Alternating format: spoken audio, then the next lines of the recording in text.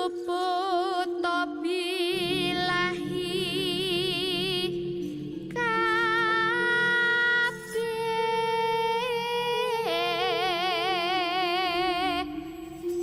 jim setan datan bu Aku nih selesai yo. Kali kemarin masih tak satu kalau rasanya.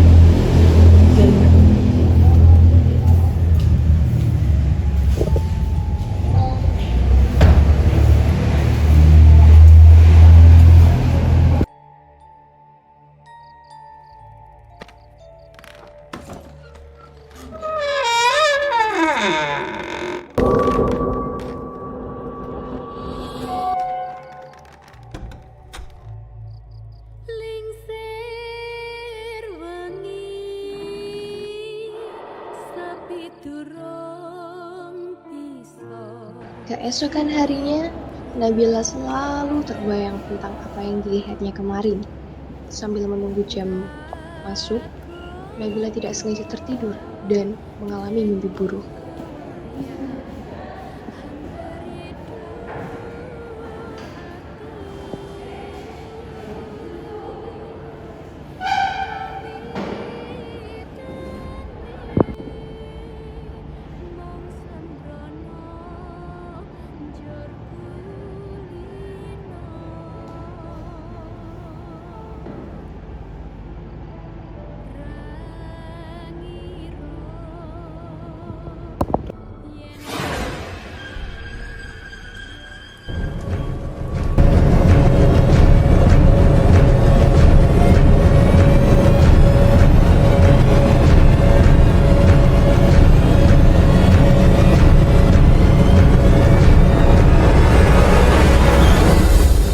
Bil, kamu kenapa kok kayak kaget gitu? Bil, kamu kenapa? Nggak apa-apa kok. Aku mau tanya deh sama kamu. Menurut kamu tuh keris benda mistis nggak sih? Kalau menurutku ya, keris kan warisan budaya yang harus kita lestarikan. Tapi kenapa kamu tiba-tiba tanya itu ya? Nggak sih, cuma penasaran. Soalnya aku barusan mimpi tentang keris. Kan serem kan ya? Walah, cuma mimpi, nggak usah dipikirin, Bil. Soalnya ya, kemarin itu aku dengar suara ribut dari ruangan masku.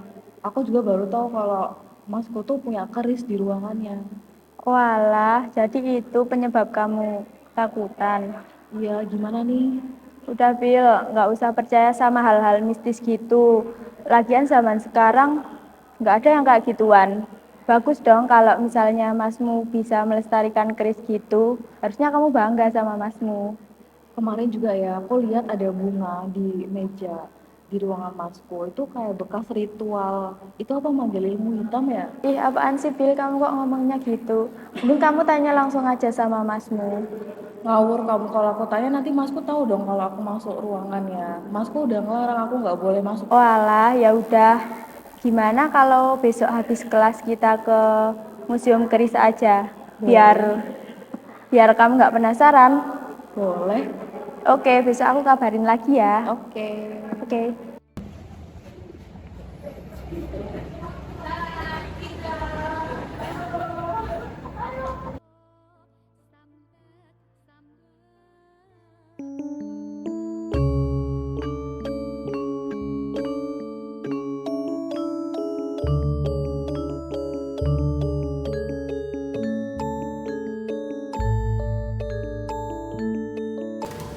Perkenalkan, nama saya Roni Kristanto.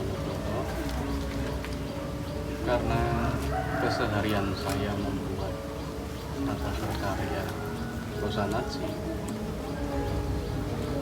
seperti tombak, keris, pedang, dan yang lainnya, maka lazim disebut empu keris. Saya mendapatkan gelar budaya dari Keraton Surakarta Dilihat, yaitu Empu Roni Jojowoso. Profesi empu keris sudah saya tekuni lebih daripada 20 tahun hingga sampai sekarang saya lakukan. Saya belajar membuat keris dari salah seorang empu maestro di Surakarta, yaitu Empu Sukamti. Awal terjadinya keris adalah proses daripada penempaan lipat. Jadi ketika proses pembuatan keris terdiri dari 3 material logam pada intinya. Satu ada besi, ada nikel, kalau zaman dulu mungkin batu meteor, ada juga baja. Awal terjadinya keris adalah proses daripada penempaan lipat atau tempa lipat, atau istilah Jawanya itu mewasuh atau mencuci keris dengan cara menempa berulang kali dengan suhu tertentu dan titik lebur tertentu, dengan maksud dari bahan keris yang ukurannya agak besar menjadi akan mengerucut, karena pada saat penempaan itu terjadi pijaran api dengan maksud membuang unsur-unsur karbon atau kotoran-kotoran yang masih melekat dalam besi itu. Maka bahan keris itu menjadi lebih murni. Jadi satu, besinya akan lebih murni, bahan pamornya juga akan lebih murni. Setelah itu sifat dari benda dasar 2 tadi liat tapi tidak keras. Maka setelah proses selanjutnya akan dimasukkan atau disisipkan sepotong baja. Jadi di sini baja bersifat getas namun keras. Maka dari 3 unsur tadi adalah saling melengkapi. Jadi besi dan pamor itu sifatnya liat namun tidak keras, baja untuk mempertajam juga untuk memperkeras. Disinilah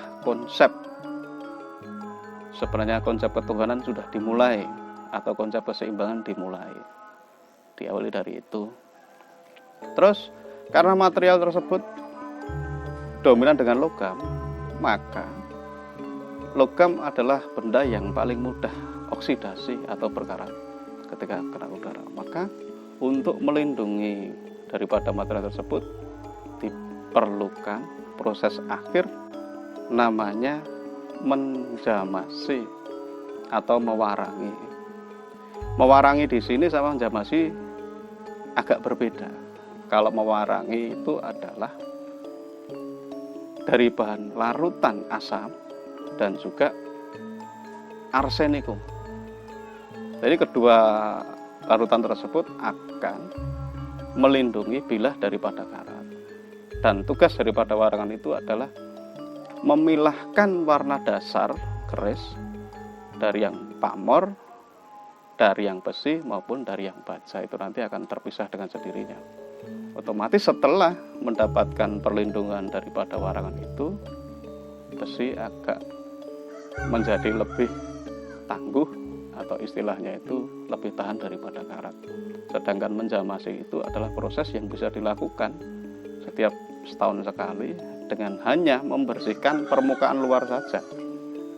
Jadi bukan memakai larutan arsenikum ataupun dengan asam.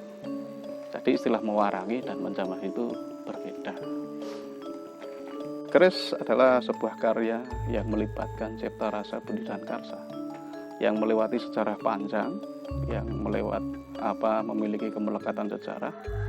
Maka karena bangsa kita itu bangsa timur yang sudah terbentuk oleh banyak tradisi, banyak nilai-nilai mistik, mungkin sampai sekarang pun keris akan selalu dikonotasikan dengan hal yang mistik. Namun pemaknaannya tidak semistik pada zaman dahulu, karena orang zaman dulu menganggap keris itu adalah simbol daripada tidak lebih dari hanya sebuah bilah, namun sebagai perwakilan jiwa daripada mereka atau perwakilan daripada pusaka mereka. Maka mereka akan menghargai, merawat sebaik mungkin. Jadi perlakuannya dan pemaknaan mereka akan berlebih. Dengan contoh misalkan setiap malam Jumat diberikan doa tertentu dan sebagainya. Tetapi di sisi budaya, bahwa menurut jejak-jejak keris yang ditemukan mulai dari era Kabudan atau era kuno itu keris sudah terlacak, sudah sejak zaman abad masa lampau atau zaman Kabudan itu sudah ada. Sedangkan pada era itu belum banyak bangsa-bangsa besar lainnya itu bisa mencampurkan 3 material logam secara bebarengan. Karena mengingat titik leburnya antara besi, nikel, dan baja itu sangat jauh.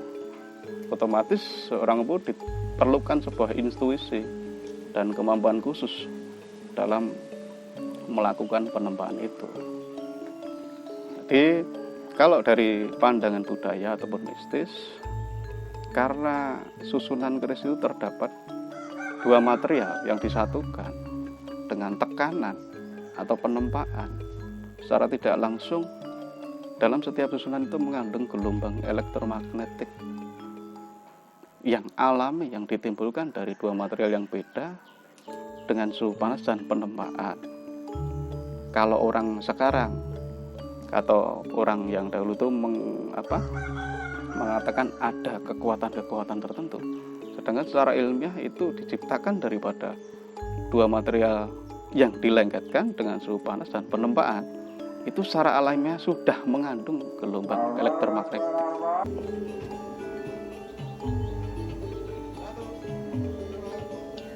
Keris merupakan karya yang memiliki kemelekatan sejarah.